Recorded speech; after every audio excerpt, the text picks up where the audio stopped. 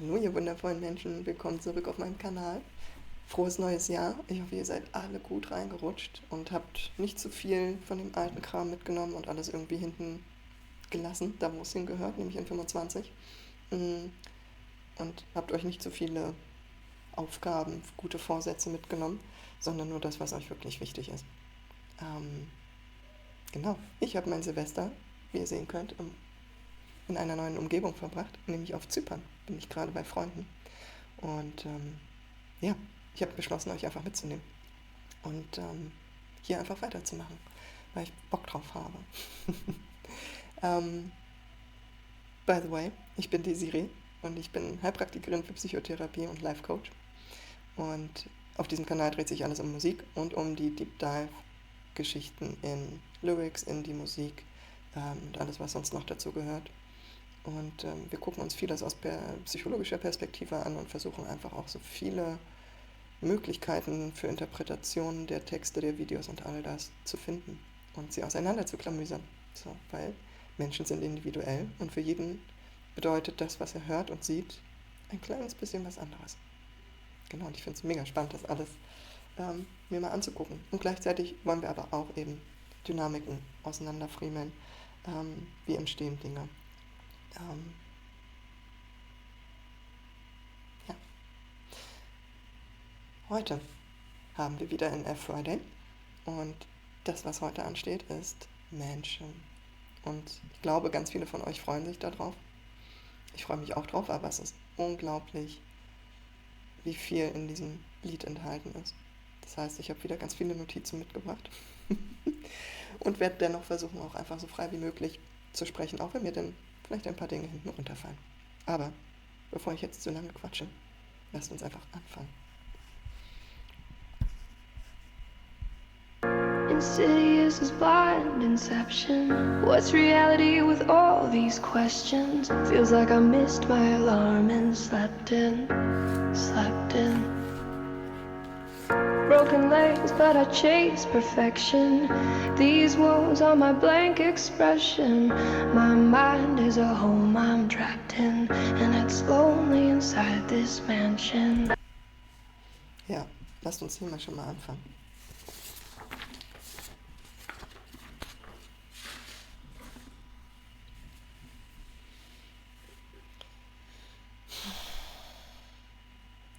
Das Spannende an diesem Refrain, finde ich,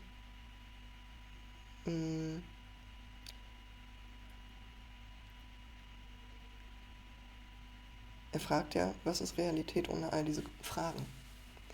Und das ist ein sehr spannender Punkt, weil wir stellen uns ständig die Frage, was ist Realität, was ist wahr? Was wäre, wenn? Wie würde es sein, wenn ich etwas anders gemacht hätte, ich etwas probiert hätte, ich so und so wäre? Wir fragen uns aber auch die ganze Zeit, wer bin ich? Wie bin ich jetzt? Möchte ich was von mir verändern? Bin ich richtig? Bin ich falsch? Bin ich gut? Bin ich schlecht? Was ist bei den anderen? Manche fragen sich auch das. Und das, was damit reinkommt, ist, was wären wir ohne all diese Fragen? Wie würde dann die Realität für uns aussehen, wenn wir aufhören würden, hier die ganze Zeit Fragen zu stellen und Schleifen zu drehen und immer wieder die Dinge durchzugehen? Wie würde sich das dann anfühlen? So, wer wärst du ohne diese Gedanken? Ja, sehr komplex an dem Punkt. Und er sagt ja auch, these walls are my blank expressions. Das heißt, alles, was auf diese Wand kommt, das ist sein Ausdruck, der Ursprung. Das, was ungefiltert aus ihm herauskommt, das haut er auf diese Wände, das kannst du da alles sehen. So, er ist einfach nur er selbst und das ist das, was er zeigt.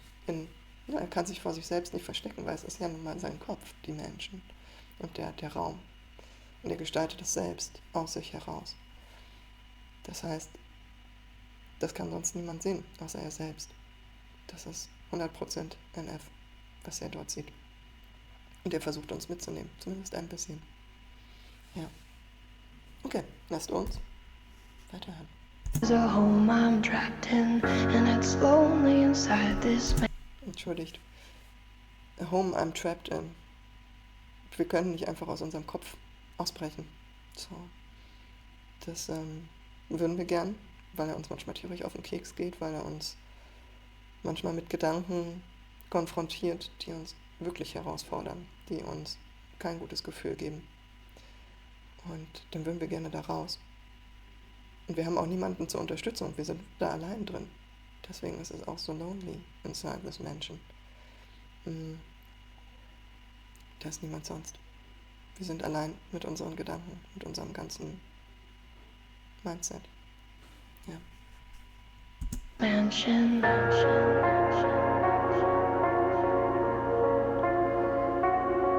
Yo, my mind is a house with walls, covered in lyrics, they're all over the place. And songs in the mirrors, written all over the floors, all over the chairs. And you get the uncut version of life when I go downstairs. That's what... Stop. Ja, zu jedem Teil, zu jedem Möbelstück in seinem Kopf gibt es eine Geschichte. Etwas, was er dazu erlebt hat. Deswegen, also zumindest in meiner Welt, hat er da auf jedem Gegenstand die Geschichte draufgeschrieben, die zu diesem Gegenstand gehört oder zu diesem Raum. Und auch die Emotionen, die dazu gehören. Die ganzen Bewertungen, all das ist da drauf. So, seine Blank Expressions. Mir ist nochmal wichtig, wir haben jetzt Januar. Januar ist der Monat, wo in vielen, vielen Ländern die größte Selbstmordrate ist, die höchste. Viele Menschen, die sich einsam fühlen, die sich überfordert fühlen, in den grauen, dunklen, kalten Monaten, die ja eigentlich schon begonnen haben, jetzt so nach dem Fest der Liebe und all dem neues Jahr beginnt, fühlen sich viele komplett überfordert. Und das wird so oft übersehen. Von daher, wenn du jemand bist, dem es gerade selber nicht gut geht, der sich vielleicht auch hier in so einer Mansion befindet. Es gibt Hilfe da draußen und du kannst dich jederzeit an sie wenden. Du bist nicht allein, wie man hier an diesem Song sieht. Und wenn du nicht damit zu tun hast und es dir eigentlich gut geht, hab ein Auge auf die Menschen um dich herum, die Menschen, die dir wichtig sind. Manchmal gucken wir über so kleine Dinge schnell hinweg und sagen, ach naja, da kommt er schon drüber hinweg. Und dann ist es manchmal zu spät. Hab ein Auge auf deine Liebsten. Genau. Und ich finde es auch ganz spannend, wenn er so sagt, the uncut version of life when you go downstairs. Wir haben zwar auf den Wänden die Blank Expressions, also das, was roh aus ihm herauskommt. Und dennoch geht es eher, dieses Uncut Version of Life, wird für ihn etwas sein, wo er noch ursprünglicher ist, also in all diesen Emotionen vielleicht. Dieses Downstairs in den Keller gehen. Hat ja immer auch sinnbildlich dieses, da ist etwas vergraben, da ist etwas verstaut, mit dem wir erstmal nichts mehr anfangen können oder wollen. So, was wir dorthin in den Keller einlagern. Vielleicht auch im übertragenen Sinne Dinge, die unterdrückt werden. So, oder ja.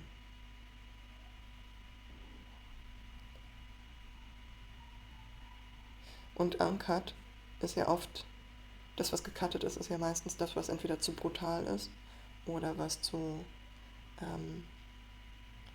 viele Wörter enthält, die bestimmte Kinder zum Beispiel in einem gewissen Alter nicht hören sollten, so, die im öffentlichen Fernsehen nicht gezeigt werden sollten, Inhalte, die verstörend sind, so, und die Uncut Version of Life gibt es halt unten im Keller. Ja. Wenn ihr im Hintergrund ein schreiendes Kind hört, da spielt unten bei der Familie ein 3-jähriges Mädchen gerade mit ihrer Mutti. Ich hoffe, es kommt nicht zu doll durch. Ich höre es auf jeden Fall durch die Kopfhörer, trotz ANC. Genau. Aber dem Kind geht es gut. Sie spielt. All over the chairs, and you get the uncut version of life when I go downstairs. That's where I write when I'm in a bad place and need to release and let out the version of NF you don't want to see. I put holes in the walls with both of my fists till they bleed. And you might get a glimpse of how I cope with all this anger in me. Kommen wir gleich zu. Wichtiger Absatz, der noch vor uns steht. Aber die Uncut-Version auf NF verbindet er mit Anger, mit dem, wo er sagt, da drehe ich einmal am Rad. So. Und das ist die Version von NF, die ihr nicht sehen wollt. Das ist so, vielleicht ängstigt ihn es selbst oft genug, sich so zu erleben im Kopf. So. Und oft genug ist es auch so, wenn wir als Kinder mit Menschen aufgewachsen sind, die sehr gewaltvoll gewesen sind, die sehr, sehr wütend gewesen sind, dann gibt es einen Twist in uns, der uns zeigt, so sieht das aus. Ich habe vor wütenden Menschen vielleicht Angst, die sind gefährlich. Ich möchte nicht gefährlich sein, ich möchte auch niemand anderem Angst machen mit meiner Wut. Also verurteilen sie ihre eigene Wut und versuchen die ganz weit nach unten zu stopfen und sie nicht zu leben. Und gleichzeitig ist da unglaublich viel Wut, die auch berechtigt ist aufgrund dessen, was sie erlebt haben. Und es gibt ja auch immer noch eine gesunde Wut, aber selbst die wird nach unten gepresst. Aber sie ist trotzdem da. Und entweder geht es dann nach innen, in Selbsthass, Selbstzerstörung, so, oder es kommt dann anderweitig raus. Manche machen dann Box- oder Kampfsport, um was rauszulassen. Und andere lassen die Wut dann doch irgendwann raus, dann kommt sie halt auch als geballte Ladung raus. Vielleicht genauso, wie sie es von der Person erfahren haben, die es in ihrer Kindheit vielleicht gewesen ist. Und manchmal braucht es nicht mal in der Kindheit eine Person, die gewaltvoll oder wütend gewesen ist, sondern eine Person, die selber vielleicht Wut in jeder Form unterdrückt hat, bei sich selbst und auch beim Kind und mit Wut überhaupt nicht umgehen konnte. Und deswegen das Kind immer dazu angehalten wurde, die Wut wegzudrücken, weil die Mutter damit nicht umgehen kann. Und dann lernt das Kind, Wut ist nicht gut, das lasse ich lieber weg, das erträgt ja keiner. Und vielleicht verscheucht das die Menschen, die ich liebe. Das heißt, auch in diese Richtung kann es sein. Ne? Und Wut ist keine besonders gut anerkannte Emotion in unserer Gesellschaft. Aber Wut ist immer auch etwas, was kommt, wenn wir so, wie es gerade ist, das nicht mehr haben wollen und wir eine Veränderung brauchen. Und aber nicht mehr wissen, wie wir es verändern können. Wir dem vielleicht hilflos ausgeliefert sind oder einfach keine Idee haben. Und das Gefühl haben, wir haben keine Handlungsoptionen mehr. Dann kommt Wut. Und diese Energie soll dann quasi einmal so, bam, und jetzt mache ich einfach. So, jetzt gehe ich vielleicht auch einfach über meine Sorgen und Ängste drüber hinweg, was andere von mir denken könnten oder ob sie mich danach nicht mehr mögen oder was auch immer. Und ich mache das jetzt einfach. Also im Grunde, so im Ursprung, ist Wut eigentlich was Gutes, weil es uns einen Push gibt. Aber wenn es so verurteilt ist, wenn es so verstaut ist, so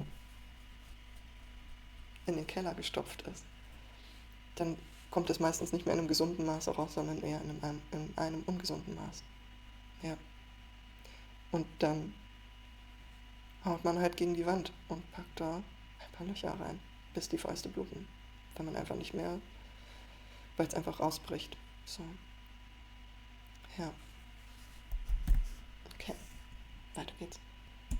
And let out the version of NF you don't want to see. I put holes in the walls with both of my fists till they bleed. And you might get a glimpse of how I cope with all this anger in me. Physically abused, now that's the room that I don't want to be in. That picture ain't blurry at all, I just don't want to see it. And these walls ain't blank, I just think I don't want to see them. But why not? I'm in here, so I might as well read them. Dann machen wir schon wieder Pause.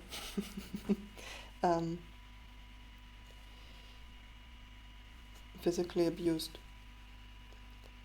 Im Prinzip, ne, was wir vorhin schon hatten, mit einer Person aufzuwachsen, oder zumindest eine Zeitspanne. Bei NF war es ja, glaube ich, nicht, er ist ja nicht mit diesem Menschen aufgewachsen an sich, sondern er hat eine gewisse Zeitspanne seines Lebens, seiner Kindheit mit ihm verbracht.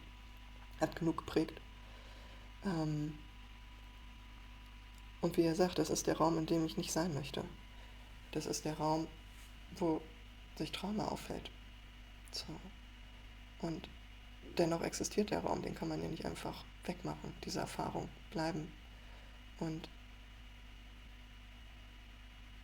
der Raum drängt sich meistens immer wieder auf, gerade wenn es um Trauma geht und jemand vielleicht eine PTBS entwickelt hat und es Flashbacks gibt, wo immer wieder Erinnerungen hochkommen, die was damit zu tun haben. Immer wieder die Bilder, immer wieder vielleicht bestimmte Geräusche, bestimmte Gerüche, bestimmte Sätze, die wir immer wieder hören, die uns vielleicht gesagt wurden.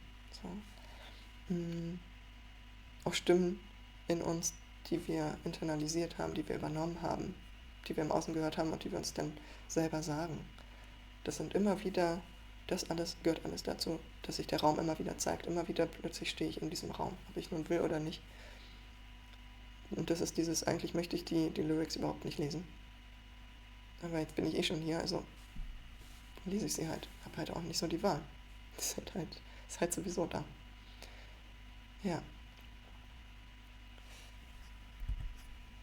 Think I don't wanna see him, but why not? I'm in here, so I might as well read him. I gotta thank you for this anger that I carry around. Wish I could take a match and burn this whole room to the ground. Matter of fact, I think I'ma burn this room right now. Somehow this memory for some reason just won't do you. Ich finde es ganz spannend. Also 2 Sachen. Zum einen sagt er, ich würde am liebsten das Ganze hier in Brand stecken. Und wenn wir jetzt zum neuen Album gehen, zum 4-Album, wer hat denn da die Menschen verbrannt? Jemand, der sehr wütend war, der vorher die Angst gekillt hat oder begraben hat zumindest. Und die Theorie ist ja, dass diese Kapuzengestalt in Washed Up Anger ist. Und wir sind hier in einem Raum, wo NF sehr mit seinem Anger unterwegs ist. So. Und er hat in Intro 3 gesagt, wir brauchen Anger noch aus dem Basement, damit wir den Song über Johnny schreiben können. Also über den Menschen, der ihn physically abused hat. So. Und vielleicht beginnt es damit, dass er als erstes irgendwie diesen Raum abbrennt. Aber in diesem Video oder in diesem Lied Menschen ist er noch nicht so weit. Es gibt noch zu viele andere Dinge, die erst erledigt werden müssen, die erst verarbeitet werden müssen, damit es dahin kommen kann.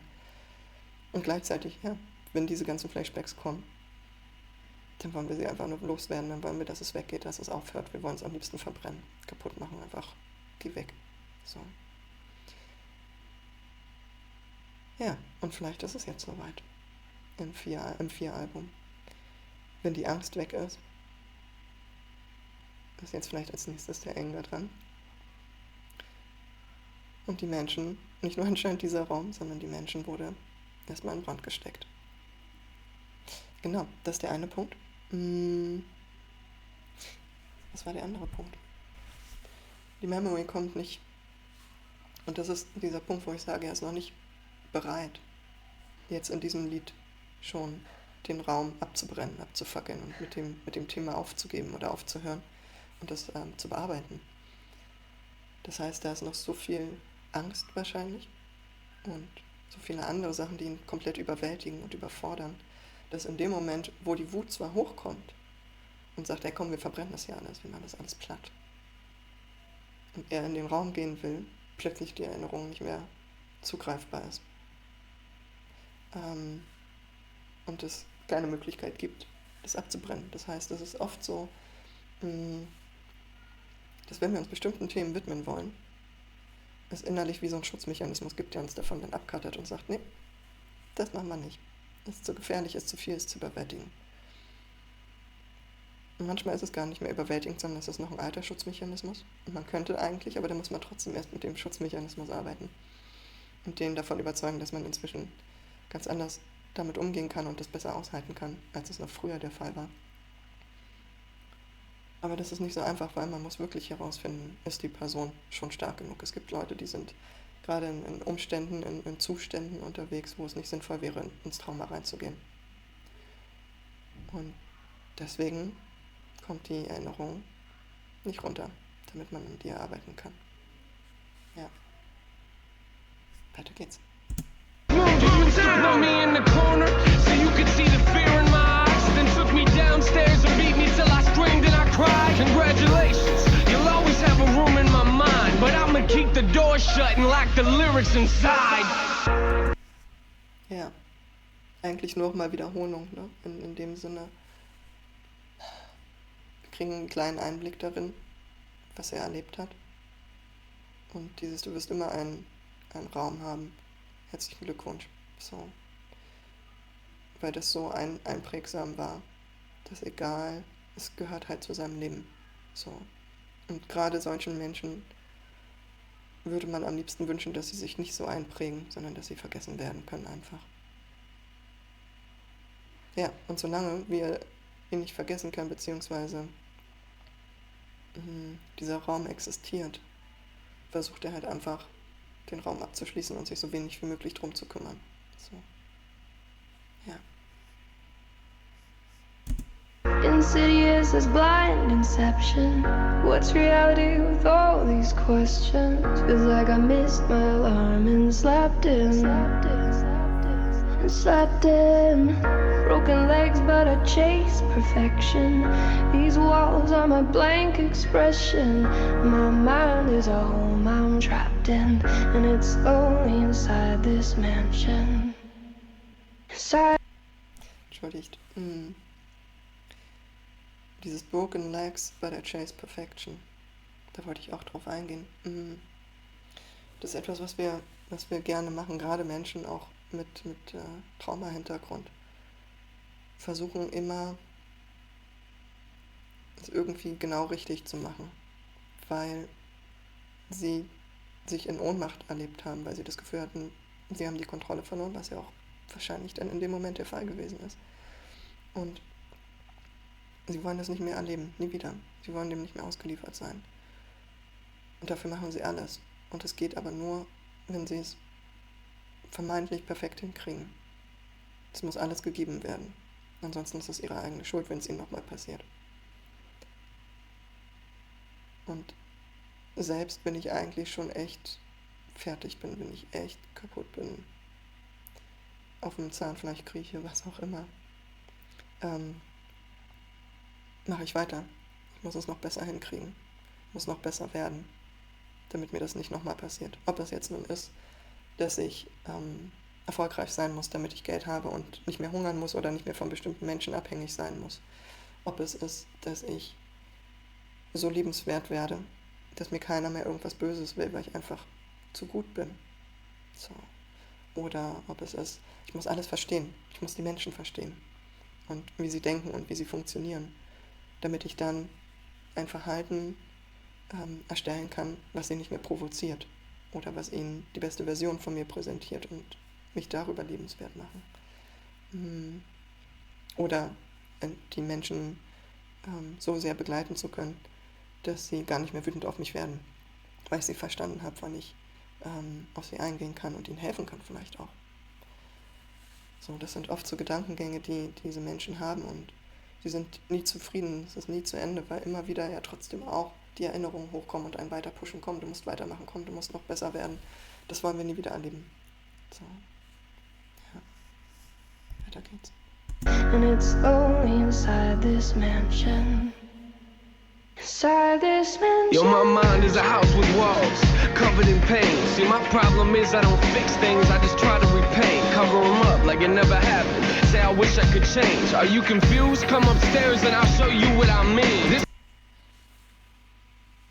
Es gibt einfach viel zu viel, deswegen muss ich hier ständig Pause machen. Ich hoffe, es ist für euch nicht zu störend. Aber ich vergesse sonst die Hälfte wieder. Wir versuchen immer irgendwie das abzudecken. Ne? Dieses, was er auch gesagt hat mit dem Downstairs. Ab in den Keller damit. Tür zu, den Raum versperren, am besten abbrennen. Ich kann den noch nicht verbrennen, okay, dann versuche ich die Dinge zu überstreichen. Dann versuche ich eine Decke draufzulegen oder was auch immer. Und zum einen ist es ein Verstecken vor mir selbst. Manchmal ist es auch der Versuch, es vor anderen zu verstecken, irgendwie weiterleben zu können, ohne dass man ständig das Gefühl hat, jetzt drehe ich gleich durch. Was eigentlich ein guter Mechanismus ist. So. Und gleichzeitig ist es trotzdem immer da und es ist wie so ein Kratzen die ganze Zeit an uns. So. Und die Dicke oder die Lyrics kommen auch durch das Überstrichene wieder hervor und raus. Ob wir nun wollen oder nicht. Ja. Say I wish I could change. Are you confused? Come upstairs and I'll show you what I mean. Da wollte ich noch drauf eingehen. So dieses Menschen mit Trauma sagen gerne, ich würde mich gerne verändern. Und dann passiert nichts. Weil sie nicht hingehen können. Weil sie überfordert sind, weil es zu viel ist. Oder weil sie Angst vor der Veränderung haben. Das Gehirn hat Angst vor Veränderung. So ist es tatsächlich aufgebaut, also auch bei nicht traumatisierten Menschen. Unser Gehirn liebt Dinge, die es kennt, Vertrautes. Dafür hat es schon eine Strategie entwickelt, weiß, wie wir damit umgehen können und dann ist gut. Selbst wenn es uns Angst macht, selbst wenn es uns traurig macht, selbst wenn es uns verletzt und wütend macht, das ist das, was wir kennen, da kann man Umgang mit super. Alles, was wir nicht kennen oder uns noch nicht vorstellen können, was dann passiert, wie es sich verändert, da haben wir noch gar keine Strategie und wir können auch gar keine Strategie im Vornherein dafür entwickeln, weil wir noch gar nicht wissen, was dann kommen wird. Das macht eine Heidenangst. Was ist, wenn ich damit nicht umgehen kann? Was ist, wenn ich dann wieder in Ohnmacht lande? Und dann entscheiden sich die Leute lieber bei dem Alten zu bleiben, obwohl sie sich unglaublich wünschen, dass es endlich aufhört, weil sie so sehr darunter leiden. Und es braucht unglaublich viel Mut, unglaublich viel Kraft und bei vielen unglaublich viel Unterstützung, um sich dem zu stellen und meistens kleine Schritte. So. Ja. Und Come upstairs, I show you what I mean, finde ich ganz interessant. Upstairs klingt so im Kopf sein. Und wir versuchen ja oft so Lösungen zu finden. Wir versuchen die Dinge nochmal zu durchdenken. Was ist da schiefgegangen? Was wäre gewesen, wenn ich das und das gesagt hätte oder wenn ich anders reagiert hätte? Wäre es denn besser gelaufen? Wie könnte eine Veränderung aussehen? Was brauche ich eigentlich? Was ist das, was ich mir wünsche? So, und das passiert alles hier oben, alles hier vorne im Gehirn. Aber wir nehmen dann nicht die Gefühle, nicht den Körper mit, sondern bleiben im Denken. Und im Denken gibt es meistens zwar Erkenntnisse, die aber nicht umgesetzt werden können, weil der Körper nicht involviert ist. Und den Körper involvieren wir nicht, weil sich dort so viel an Emotionen einspeichert, die mit dem hier verbunden ist, dass wir hier wieder das Gefühl haben, wir können es nicht aushalten, wenn wir da wirklich reingehen. Also versuchen wir es nur hier zu lösen. Aber es braucht beides. Und um hier bleiben zu können, hier sein zu können, dafür brauchen wir in der Regel Unterstützung. So. Zumindest bei Menschen mit Trauma-Hintergrund. Ansonsten braucht es oft Mut, sich bestimmten Emotionen einfach zu stellen und nicht sich ihnen zu stellen, um sie wegzumachen und in den nächsten Keller zu sperren. So, sondern um sie wirklich zu fühlen, das, was wir damals nicht aushalten konnten, jetzt aus einer Perspektive oder aus einem Wissen heraus, dass ich es schon überlebt habe und dass ich jetzt andere Möglichkeiten und Blickwinkel habe, um es doch aushalten zu können. Und wenn wir das schaffen, dann kommt eine Ruhe rein, weil dann ist es nicht mehr ganz so bedrohlich, weil ich habe es dann schon überlebt. Es hat mich nicht kaputt gemacht. Aber die Angst ist halt immer da. So, weiter. Say I wish I could change. Are you confused? Come upstairs and I'll show you what I mean. This one's full of regrets, just keeps getting fuller it seems. Moment I walk into, it's the same moment that I wanna leave. I get sick to my stomach every time I look at these things, but it's hard to look past when this is the room where I sleep. I look around, one of the worst things I wrote on these walls was the moment I realized that I was losing my mom. And one of the first things I wrote was I wish I would've called, but I should just stop now. We ain't got enough room in this song. Ja, ich gehe nicht auf alles ein, aber wir haben ja den Song auch für seine Mutter. Why Did You Leave Us? Dort hat er sich den Raum genommen für seine Mutter und für den Song und für die Lyrics, die er jetzt hier in diesem Song nicht hat, weil hier gibt es schon genügend, von dem er erzählt und wo er uns gerade mitnimmt. Und auch dort in dem Song How Could You Leave Us sagt er, ich wünschte, ich hätte dich nochmal angerufen. Ich wäre ans Telefon gegangen. So. Und das ist ja das, was uns oft so quält, ne? Genau das, was wir schon hatten, dieses hätte ich, wenn ich das gemacht hätte, wäre es dann anders gewesen. Hätte ich sie dann retten können? Hätte ich ihm mehr Grund gegeben, doch zu bleiben? Hätte es was verändert? Und er wird oft genug in seiner Zeit ans Telefon gegangen sein oder angerufen haben und irgendwann entschieden haben, ey, das macht zu viel mit mir, das verändert nichts oder was auch immer und deswegen aufgehört haben, oft ranzugehen oder immer ranzugehen oder sie anzurufen. Und das war ein Selbstschutz, der notwendig war. Aber nachdem sie verstorben ist das die Schleife, die gedreht wird. Habe ich Schuld? Hätte ich etwas verändern können? Ja. I regret the fact that I struggle trying to find who I am. And I lie to myself and say I do the best that I can. Shrug it off like it ain't nothing, like it's out of my hand. And get ticked off whenever I see it affecting my plans. And I regret watching these trust issues eat me alive. And at the rate I'm going, I'll probably still be there when I die. Congratulations, you'll always have a room in my mind. The question is, will I ever clean the walls off in time? Da ist schon wieder so viel drin, meine Güte. Ich versuche es kurz zu halten, aber es wird nicht kurz werden. Struggle to find who I am. Das ist tatsächlich, ne, ich meine, das haben wir alle. Jeder einzelne Mensch hat immer irgendwann die Frage, wer bin ich eigentlich? Was macht mich aus? Und das ist ja so durch so vieles geprägt. Wir orientieren uns ja sehr viel am Außen. So in unserer Kindheit als Baby, da spiegeln wir lernen über das Spiegeln von anderen Menschen, was wir können und was wir nicht können. So. Wir lernen über die Aussagen und das Verhalten, was auf unser Verhalten oder auf unsere Präsenz folgt, etwas über uns, wer wir sind anscheinend. So. Und dann ist die Frage, wie haben meine Eltern auf mich reagiert? Wie sind sie mit mir umgegangen? Wie haben sie mit mir gesprochen? Was haben sie mir gesagt? Was sie von mir denken, was sie von mir halten? Und was habe ich wiederum daraus für Schlüsse gezogen? Und es kann was total Schönes sein oder eben auch nicht. Und wenn wir uns auf die Suche begeben nach wer bin ich, versuchen wir oft die Version zu finden, die hinter all dem ist, was andere von uns denken, wie andere uns sehen. Wir wollen wissen, was ist denn hinter all diesen Schichten von Meinungen über uns und auch über meine eigene Meinung über mich. Was ist dahinter? Gibt es da noch irgendwas anderes, irgendwas Größeres? Ja. Und diese Selbstzweifel, kriege ich das alles hin? Wer bin ich überhaupt? Bin ich irgendwie was wert? Ist es das Leben wert? Bin ich hier richtig? Mache ich das Leben anderer schwer? Was auch immer so für Gedanken da kommen. Kann ich ein besserer Mensch werden? Kann ich es hinkriegen?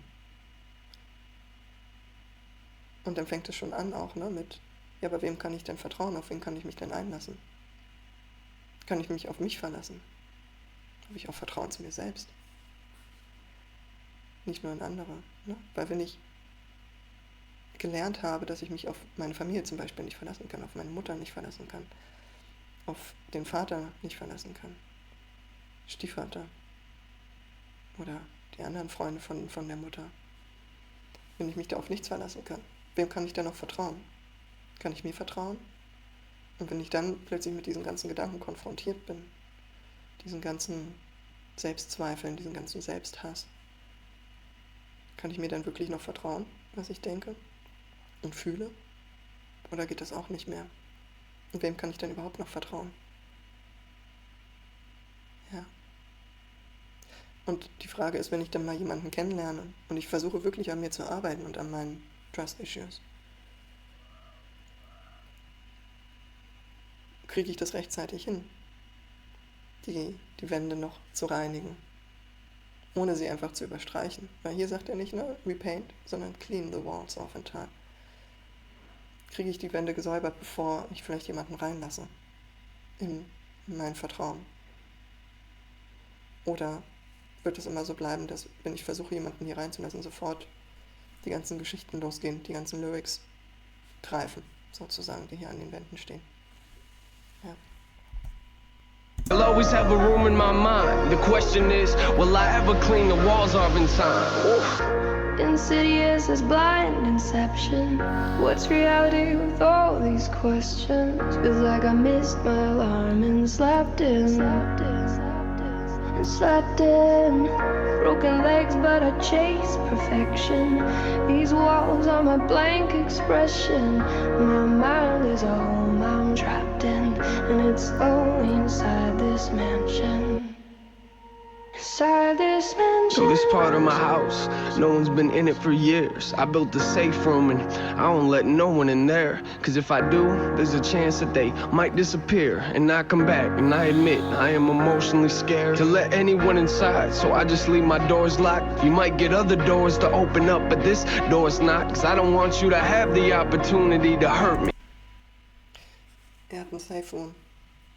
Und da lässt er niemanden rein. Das ist genau dieses Vertrauen. So. Und diese Erfahrung von, ich bin nicht sicher. Es kann jederzeit etwas passieren, was zu überwältigend, zu viel, zu schmerzhaft, zu angstmachend ist. Und ich muss mich davor irgendwie schützen. Und so ein Schutzraum kann auf verschiedenen Ebenen passieren. Ne? Also, wir sprechen ja immer noch über die Menschen. Das heißt, eigentlich sprechen wir erstmal nicht von einem tatsächlichen Raum im Außen. Und dennoch gibt es das. Ne? Also Menschen, die sich ihre Wohnung oder einen bestimmten Raum so einrichten, dass sie wissen, dort fühle ich mich safe. Dort kann ich runterfahren. So, das ist mein eigenes Reich. Da lasse ich niemanden rein und niemand darf da was verändern. So. Aber natürlich auch im Kopf. Der Safe Room. Und es kann sein, dass es im schwierigen Fall einfach so, oder sowas ist wie eine Dissoziation, die stattfindet. Das heißt, dass er selber sich von sich so ein bisschen abspaltet, entfernt, um weniger zu fühlen, weniger wahrzunehmen, so ein bisschen aus sich rausgeht, aus seinem Gefühl rausgeht, aus seinen Gedanken rausgeht und sich komplett abschottet, so, weil alles zu viel gerade ist, die Emotionen zu viel sind, die Gedanken zu viel sind, das, was im Außen passiert, zu viel ist. Aber es kann auch einfach sein, dass außerhalb von Dissoziation, außerhalb von Pathologisierung, er sich in einem Raum befindet, wo er sagt, ich lasse niemanden in mein Leben, niemanden, dem ich vertrauen sollte. So. Oder vertrauen müsste, wenn ich ihn in mein Leben lasse. Ich bin einfach hier in meinem Safe Space, in dem ich niemandem vertraue. Inklusive mir selbst. Das ist der Safe Space. Alles, was darauf hinausläuft, dass ich jemandem anfange zu vertrauen, ist schon nicht mehr safe. Da beginnt die Gefahr. Ja. Doors to open up, but this door's not. Cause I don't want you to have the opportunity to hurt me. And I'll be the only person that I can blame when you desert me. I'm barricaded inside, so stop watching. I'm not coming to the door, so stop knocking. Stop knocking. I'm trapped here. God keeps saying I'm not locked. I chose this. I am lost in my own conscience. I know that shutting the world out ain't solving the problem, but I didn't build this house because I thought it would solve them. I built it because I thought that it was safer in there, but it's not. I'm not the only thing that's living in. Ja, da kommen wir gleich zu.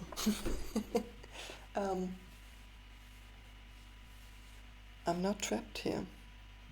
I chose this. I'm lost in my own conscience. Das ist genau das, es ist eine willentliche Entscheidung. Ich möchte niemandem vertrauen, lass mich einfach in Ruhe. Hör auf, an meine Tür zu klopfen und zu sagen, hey, hallo, lass uns doch zusammen sein, lass uns ein Paar sein. Du kannst mir vertrauen, ich will wirklich dein Freund sein, ich will wirklich dir nur Gutes. Hör einfach auf, lass mich in Ruhe, ich will nicht. Ich will hier in meinem Safe Space sein. Ich möchte hier in meiner Mansion sein. Ich habe die gebaut, um safe zu sein. Alles andere war Gefahr, was ich erlebt habe. Ich brauche diese Räume. Hör auf, mich retten zu wollen. Hör auf, reinkommen zu wollen. Ja, vielleicht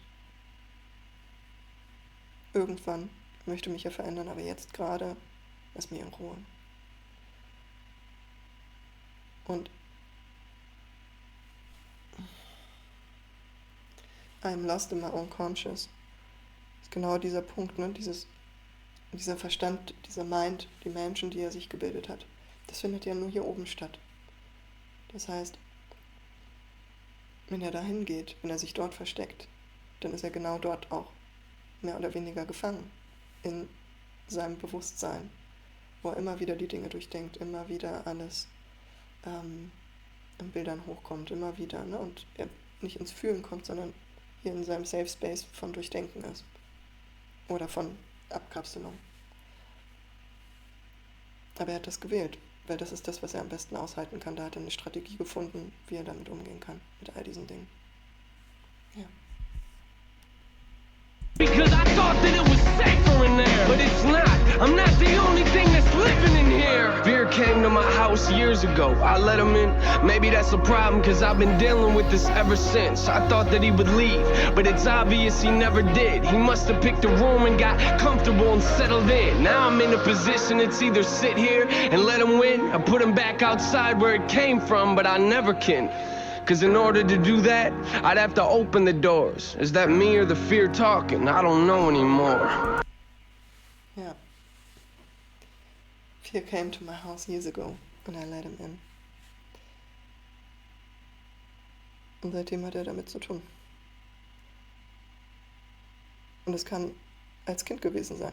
Ziemlich gleich am Anfang, nachdem er die Menschen gebaut hat. Weil das, was Fear macht, ist, dass es quasi genau dieses Konstrukt unterstützt von ich weiß genau, wovor wir Angst haben müssen und wovor wir uns schützen müssen. Wenn du mich reinlässt, dann helfe ich dir, dich perfekt zu schützen. Das ist das Versprechen, was Angst macht. Auf einer Ebene. Und es funktioniert ja nie, weil die Angst trotzdem bleibt, egal wie sehr ich mich vorbereite. Sie geht nie wieder. Sie bleibt dann im Haus. Und hat immer noch ein Szenario, auf das du noch nicht vorbereitet bist. Oder nicht genug vorbereitet bist. Ja. Und um die Angst wieder rauszulassen, um sie wirklich wieder aus meinem Haus rauszukriegen, müsste ich die Türen öffnen.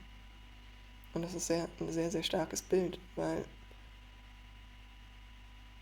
wir können die Angst nicht hier lösen, indem wir lauter Szenarien durchgehen, um uns perfekt vorzubereiten. Das funktioniert nicht. Wir müssen rausgehen, wir müssen Dinge erleben, um zum einen die Strategien, die wir entwickelt haben, in unserer Theorie, ob die überhaupt funktionieren.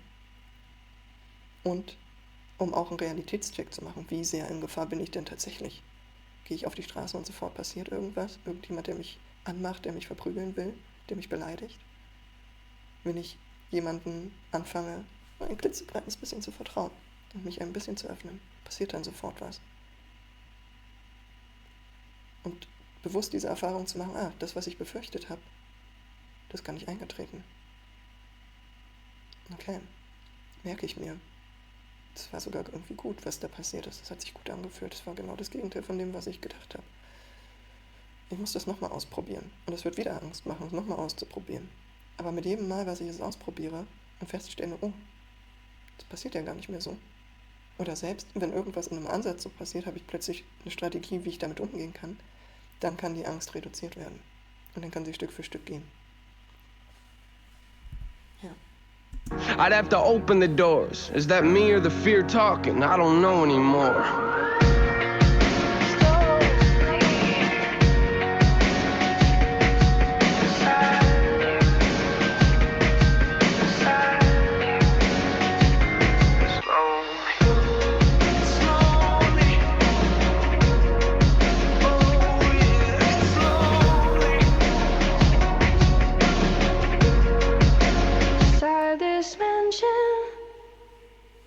Ja.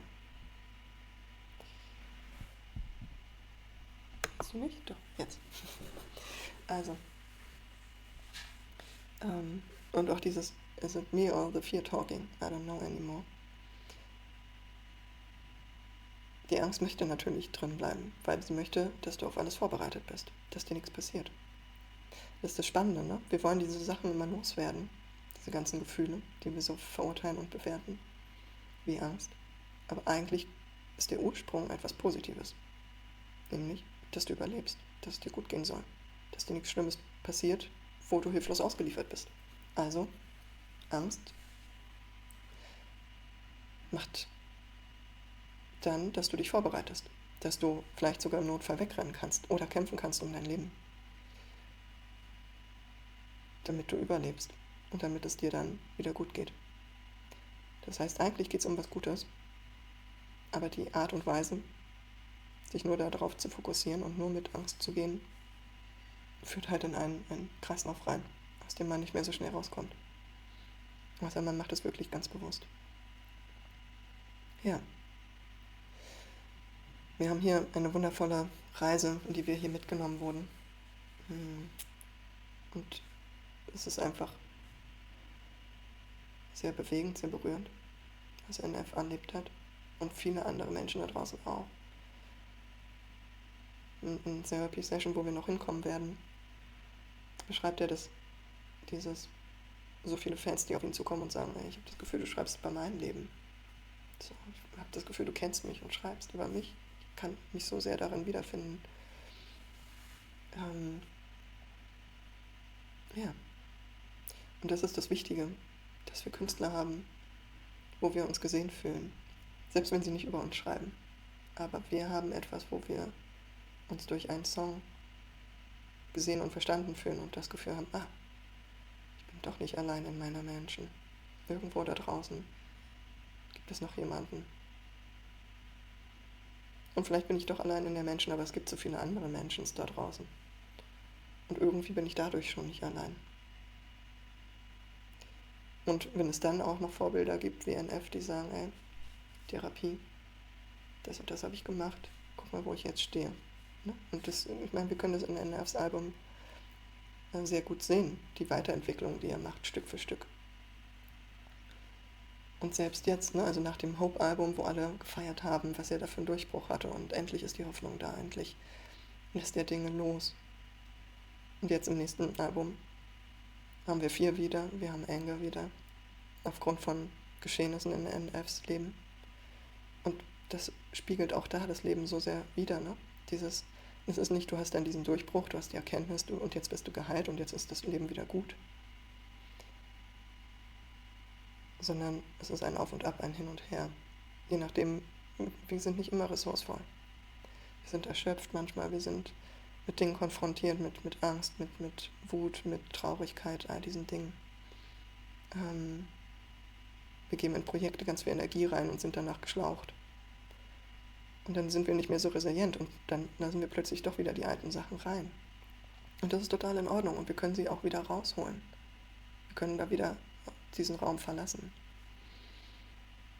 Und es ist wichtig, dass NF das zeigt, weil ansonsten würde dieses Bild entstehen von, naja, wenn ich es einmal habe, dann ist gut. Aber anscheinend habe ich es immer noch nicht gehabt. Ich habe nur gedacht, dass ich einen Durchbruch hatte. Ich bin voll der Loser, ich habe es nicht geschafft, so wie NF es geschafft hat. Sondern das ist jetzt hier wieder echte Menschlichkeit, wo wieder sich viele wiederfinden können, die sagen, okay, ich hatte gedacht, ich habe das Thema endlich abgehakt, ich habe echt eine gute Phase gehabt und dann kam wieder irgendwas. Okay. Es geht auch Menschen wie NF so. Gott sei Dank. Und hier geht es nicht darum, mich darüber zu freuen, dass es gerade in NFs Leben schwierig ist, so, sondern es geht um die Menschlichkeit darin und den Weg von Menschen, den sie beschreiten auf dem Weg von Heilung, von Selbstfindung. Ja. Und damit, das Video ist schon viel zu lang, lasse ich es. Und ja, wenn dir das Video gefallen hat, dann lass mir gerne ein Like da. Abonniere den Kanal. Es werden jeden Freitag neue Videos von NF kommen. In der chronologischen Reihenfolge, so gut es mir möglich ist. Und dann, ja, sehen wir uns hoffentlich bald wieder. Mach's gut.